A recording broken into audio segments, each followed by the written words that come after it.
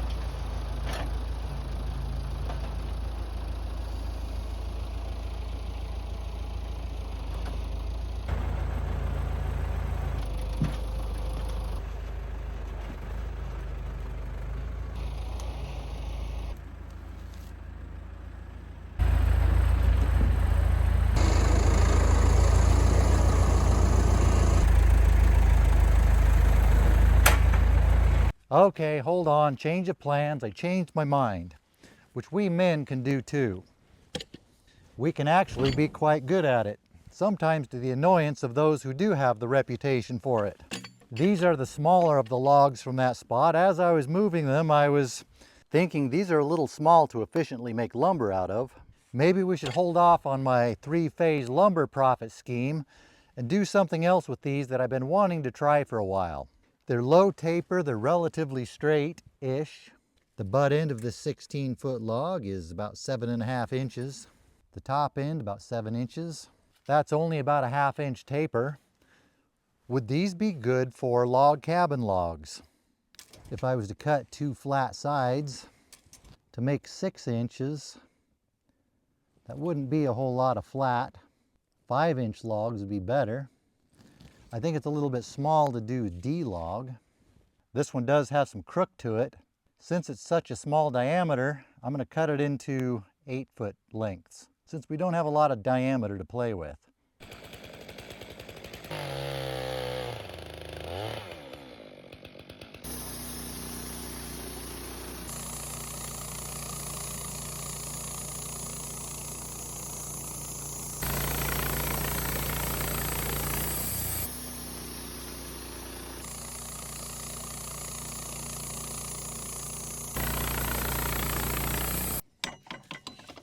stand these up and clamp them back in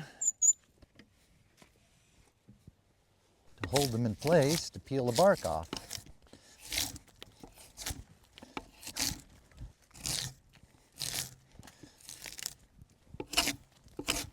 I wasn't looking forward to this part. I thought it would just be work, but it's actually kind of satisfying.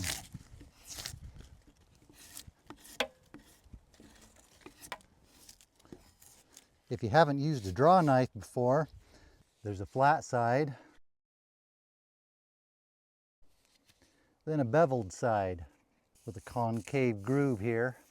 If you have the flat side down, you can really dig deep. But with the beveled side, you can tilt it to gauge how deep you bite.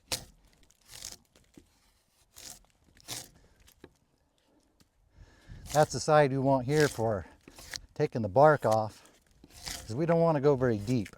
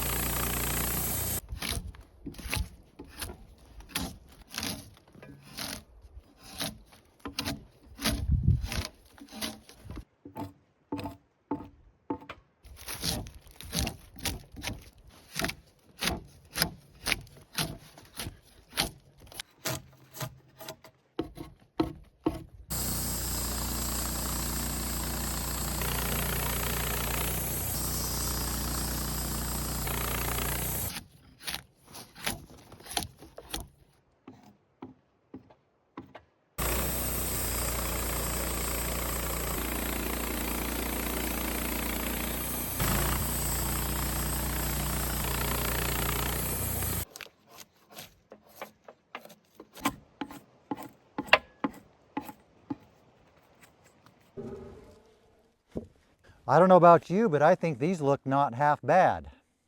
Did that make sense? I think these look I think these don't look half bad. I think these look great. This is called skip peel, where you skip some of these areas, where you leave a little bit of the cambium and bark material, gives it that contrast. But go just a little deeper in these spots and you can have the whole thing clean like this. It just gives it a different look. I think the problem with these, I think these are a little bit small for a real housey log cabin. They're only about 6.5 to 7.25 diameter, making them 5 inches tall. The flat spot at the narrow spot is about 4 inches. But look how tight the grain is, especially out at the edge. I would think these would be a little bit small for making a real up-to-code house, but what about a small structure, a shed, a pump house, a dog house, playhouse, miniature Lincoln logs? No, these wouldn't be miniature Lincoln logs, these would be massive Lincoln logs. I always liked the little Lincoln logs, but to have something like this, if they were all notched out, they came out really flat, they fit together really nice, no gaps, no light coming through in between them. Of course, that will change some as they dry. They will move and twist some. That's the other question. How much is this small timber going to twist as it dries? I think these larger 8-inch logs might be more useful, a better size. But what about these? Could these be useful for something? They sure look good. It seems like these could be useful for something. Or would they be more useful to rip them here and here for faux log cabin siding? Then I could still get boards out of the middle. Then attach these pieces to an interior or exterior wall, or both. Although to do this to sell, there is a huge problem with the labor of doing this by hand. I liked peeling a few of these, but I wouldn't want to make a career out of it or do it often.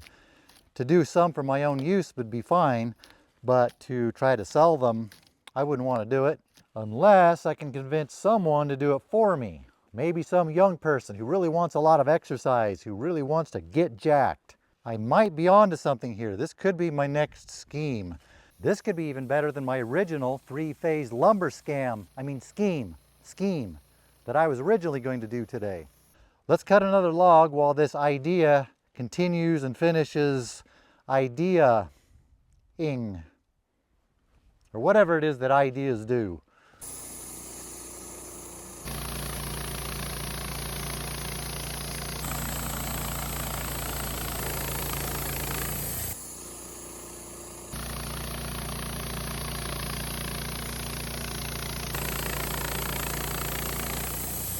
Stretching will not make you flexible. It will not eliminate your recurring injuries. It will relax your muscles and make you feel good in the moment, but not prevent injuries and make you feel strong, mobile, and resilient.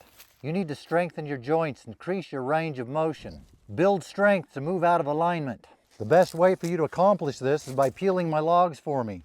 By peeling my logs, you'll gain muscle, build strength, strengthen your tendons and ligaments. Restore your full range of motion. For only $30.99 a month, you can have full access to the Wilson Peels method, plus shipping charges to mail you all the logs you could ever possibly peel, then return them to me perfectly peeled. That's what I have so far for an ad for this scheme. I still need to finish it, do a little bit of tweaking to it. We've already covered men's fashion on this channel. We might as well cover fitness too. This is a holistic channel. We cover everything here. Oh yeah, that was not to be taken as any kind of medical or physical fitness advice. For that kind of advice, or for really any kind of advice, I suggest instead of listening to me, you listen to people who actually know what they're talking about. Now there's some good advice. They sure look good. I only question how functional they're going to be, which reminds me of a couple never mind. This one's a little bit bigger log, 7.5 inches. The flat spot, about 5.5. I think this size might be a little more functional. Well, I gotta go finish my ad. Until next time, we'll be waiting for next time.